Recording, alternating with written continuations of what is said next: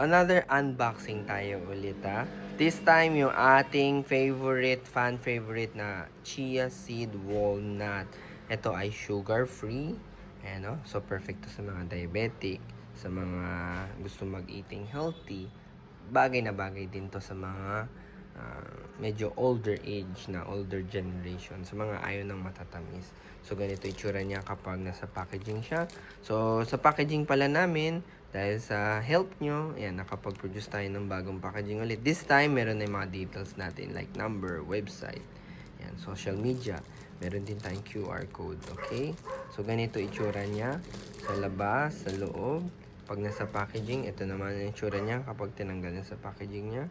So, may chia seeds. Ayan, may cranberry din, may mga walnuts din.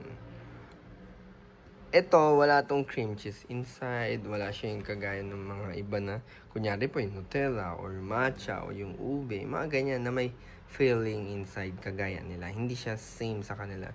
Ito po, ang loob niya ay yung chia seed din, walnut din, cranberry.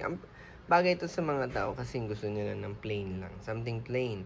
Or yung iba naman po, mga suki ko ang sinasabi nila, nilalagyan nila daw ng mga spread nila, dip nila, cheese, dadagdagan nila olive oil, tapos i-reheat nila sa oven o microwave, or maybe sa oven air fryer. So, discarte nyo na yan, okay? So, ngayon, huwain na natin to. Ayan. Wala naman masyadong special yung loob nito. Dahil yung loob nito at labas nito, similar lang sila. Ayun o, ganyan siya. So, may mga cranberry lang din sa loob. Ayan o. Nagkataon dito tayo humiwa. Ayan, no? So, makikita nyo may cranberry sa loob. May mga chia seed din sa loob. Kasi kung ano na sa loob, yun din yung nasa labas niya. So, nothing much na special dito.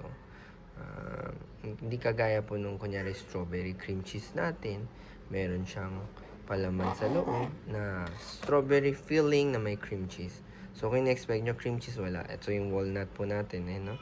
So, meron tayong mga chia seed, walnut, and then may mga cranberry din tayo. So, ganun lang kasimple yung ating chia seed walnut. Tandaan nyo, perfect siya for adult na ayaw sa matamis, mga plain lang, gusto sa mga plain lang, or sa mga senior naman po. Diabetic, pwede din siya. Okay, so kung gusto nyo regaluhan yung parents nyo, grandparents nyo, bagay na bagay po to sa inyo to.